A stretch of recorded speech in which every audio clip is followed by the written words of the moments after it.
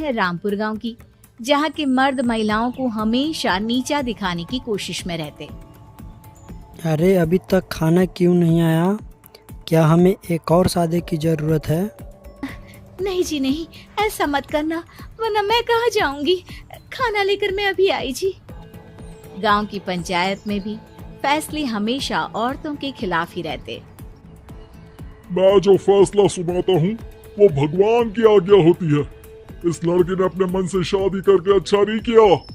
लड़के को घर भेज दो और इसकी शादी इसकी जाति की किसी लड़के से करवा दो। लेकिन ये लड़के, इसे तो गांव के बाहर निकाल दो। नहीं नहीं जमींदार साहब, ये क्या बोल रहे हैं? ऐसा नहीं हो सकता। मेरी बेटी मासूम है, इसे अच्छे बुरे की समझ नहीं है। अरे कहाँ जाएगी ये बेचारी? कहाँ जाएगी? इतनी चिंता है तो पूरे परिवार का गांव निकाला कर देते हैं। बेचारे पूरे बसे बसाए परिवार को गांव छोड़ना पड़ता है।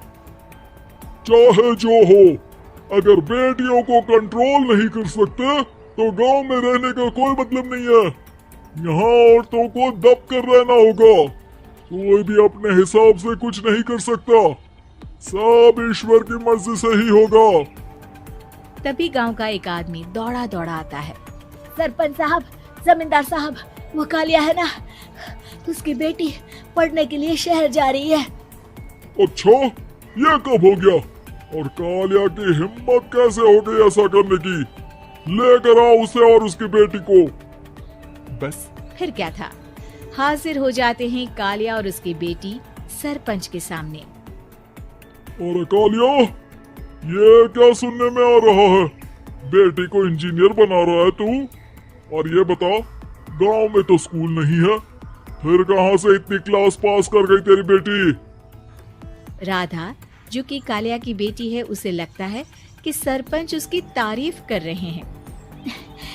सरपंच जी, मैंने ऑनलाइन पढ़ाई की है, डिस्टेंस लर्निंग से। सभी में मैंने अच्छे नंबर पाए हैं, जिसे देखते हुए शहर की इंजीनियरिंग कॉलेज में मुझे स्कॉलरशिप मिली है। वाह जी वाह, क्या होती है ये?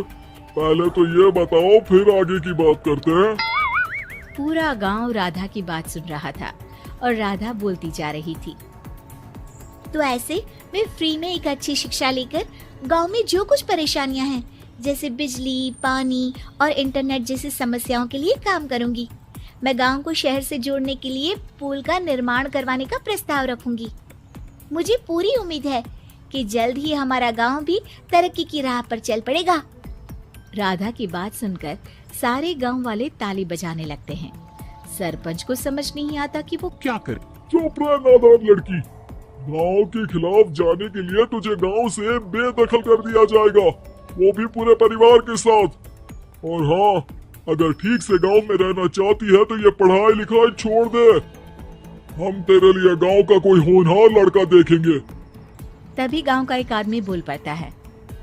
अरे नहीं नहीं सरपंच जी, राधा बिटिया जो बता रही है, अगर वैसा हो जाए तो हम लोगों को पैसा कमाने के लिए बाहर नहीं जाना पड़ेगा। हाँ जी, और ना ही कोसों दूर पानी के लिए भटकना पड़ेगा।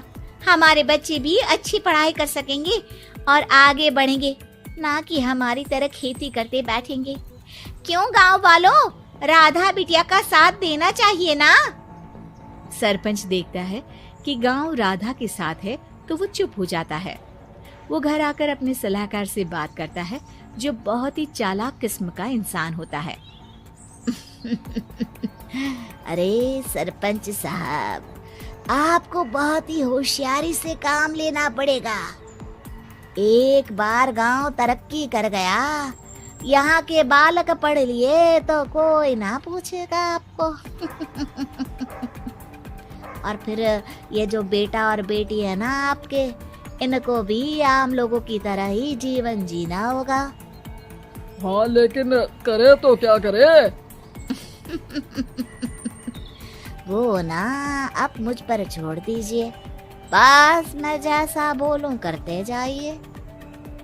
अगले रोज सुबह जब गांव वाले सोकर उठते हैं तो राधा के घर के बाहर और साथ ही वो लोग जिन्होंने राधा का सपोर्ट किया था, उनके घर के आगे लाल रंग से कल आऊंगी लिखा होता है। कल आऊंगी, यह क्या होता है? अरे यह तो खून से लिखा है, लगता है कोई भूत प्रेत या चुड़ैल का साया है। चलो सरपंच जी के पास चलते हैं। सभी सरपंच के पास जाकर उसे सारी बात बताते हैं। अरे ये तो बड़ी मुश्किल की बात है। चलो मैं एक बाबा को जानता हूँ, उन्हें बुला लेता हूँ। सरपंच बाबा को लेकर गांव के घर के बाहर जाता है। ओहो, तो ये वो चुड़ैल है जो उन लोगों को निशाना बनाते हैं जो गांव को बदलने का सपना देखते हैं। वो गांव को ऐसे ही संपन्न देखना चाहती है। वो नहीं चाहती कि कोई बाहरी यहाँ का कायाकल्प करे। क्या तुम लोगों में से किसी ने गांव को बदलने की सोच रखी है? तभी राधा की माँ रोते रोते आती है। मेरी राधा घर से गायब हो गई है। अरे कोई तो बचाओ, मेरी बच्ची कहाँ गई?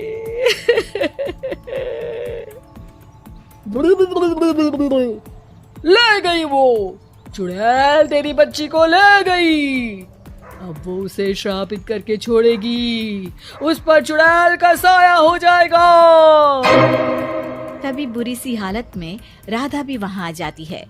उसके बाल चुड़ैल की तरह फैले होते हैं और कपड़ों में खून लगा होता है। सभी राधा को देखकर डर जाते हैं। माँ, पता नहीं मुझे कौन उठा कर ले गया था। अरे दूर दूर हो जा चुड़ैल, अब हम लोग इस गांव में नहीं रुकेंगे। अरे कैसे बातें कर रहे हैं आप?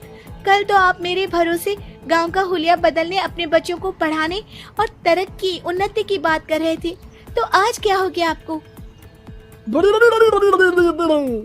ये फिर तुम लोगों को बहकाएगी। ये चुड़ैल गांव में आ चुकी है, ऐसे ही ये तुम्हारे घर के बच्चों को भी ले जाएगी। गांव वाले राधा को गांव से बाहर निकाल देते हैं। उसके माँ बाप रोते रहते हैं, लेकिन गांव वाले नहीं मानते। मैं भी अपनी बहन के साथ गांव के बाहर रहूंगा, लेकिन वो पढ़ाई नहीं छोड़ेगी। वहीं सरपंच के घर पर सलाहकार कहता है।